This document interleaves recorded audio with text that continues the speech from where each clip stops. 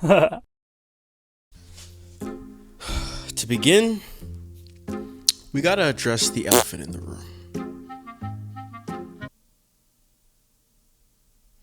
The other one. At first I was gonna fold. Can't even cap. I was gonna fold. You know what I'm saying? Get in front of y'all, make a video, and claim my L. But son, I was bamboozled too. The website completely changed. Nowhere did it say visual novel when I was looking at this website. Like, I have the receipts, clearly. Like, you can see it. It's in broad daylight, bro. Now, obviously, I knew Digimon Survive was gonna be a visual novel type of game, but bro, I just don't like those two words. Yes, there was gonna be a lot of text, but bro, that's nothing new to the Digimon franchise. That's what I was trying to say. And so from that point, I just foresaw future problems arising. But why? Because this game is special. Just like I knew it would be. If you are a Digimon fan, Digimon Survive is a must play. Remove the fetch quests, forget about walking, and here we have a mature game that takes you on an emotional roller coaster and does an extremely good job at emphasizing the true appeal of Digimon as a franchise.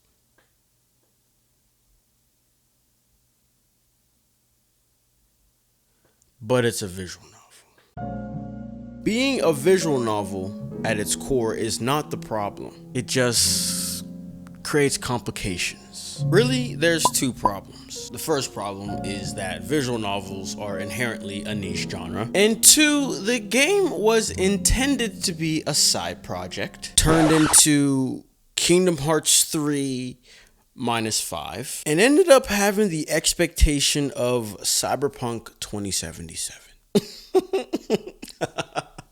That is a horrible fate. It just wanted to be, a little guy that told this cool little story while we waited for, the Horizon Zero Dawn of Digimon games to be created as the true next installment to follow the success of Digimon Story Savage Sleuth. See, there's a larger and deeper conversation to be had. One that needs us to spend some more time with the game. By design, Digimon Survive leaves a lot on the table in terms of subsequent playthroughs. This is not Nier Automata, where multiple routes go through the same time frame, but from various viewpoints, equaling a full story. This is Digimon Survive, where your actions result in an outcome. I feel like the game has this faint feeling, I just spit everywhere, of realism, like in the sense that the words that you pick lead towards a non-negotiable outcome. And that is what fuels your interest to play the game multiple times.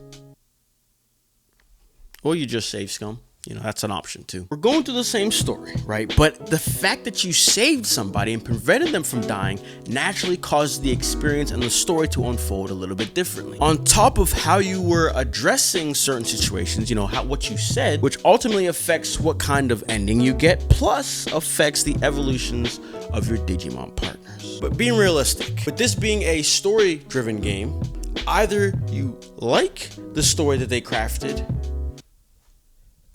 or you don't. But judging by the reception so far, I think it's safe to assume this is a pretty good story. Again though, there is a larger conversation that needs to be had in a few weeks. So make sure you subscribe so you don't miss it. I'm telling you, bro, we got some things to talk about. But the fact of the matter is this. Every conversation counts.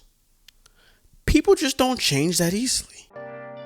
Other than the story, there's everything else the game has to offer, which would be the adventuring, talking, and combat. In my opinion, outside of the prologue, which had just a ton of story because it was trying to world build, I feel like the story, adventuring, talking, and combat, it all blends pretty nicely throughout the game. I will say though, if you refuse to do any exploration outside of what is required, I can see you saying, there's too much text, it's kind of dragging on, but bro, take your time, explore a little bit, enjoy the game, and I'm telling you, you won't have a problem. And regardless, if there is a story piece that seems to be going for too long, it's probably an intense moment. So from that point, I can't even understand why you'd be complaining about it, If you're trying to 100% the game, you're gonna need to be exploring because there's lore and items hidden throughout the world. 100%ing would also include trying to recruit all 117 Digimon. Unlike other Digimon games, bro, you gotta have some game if you're trying to fill a Pokédex. The game is kind of like a collectathon while experiencing this story that they're storytelling. And based off how you approach each situation or what you do,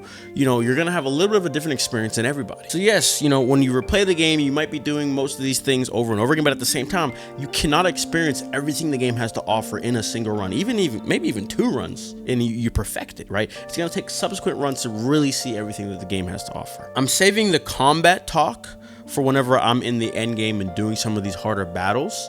But for now, I enjoyed it. There were some battles as I'm going through the game that were somewhat challenging, maybe not challenging, but needed me to think more than just being brain dead, right? Because at the start, I kind of could just pick whatever unit and I'd figure it out. So it's decent, but I want to get to the end game and really start playing that to give you a better, you know, my better synopsis around the combat. Overall though, bruh, I can tell you they named this game Digimon Survive for a god dang reason, bruh. Oh my god. Thanks for watching. Hope you coming back soon. It's the boy Jam, you the squad, it's the tune. Always feeling great, see me smiling in the room. I been getting to the money ever since I left the room. Hey, how you doing? What's the word? What's the move? We the J squad, so please make room. I always hydrate and I'm eating up my plate. Thinking about the past, I can see this is my fate.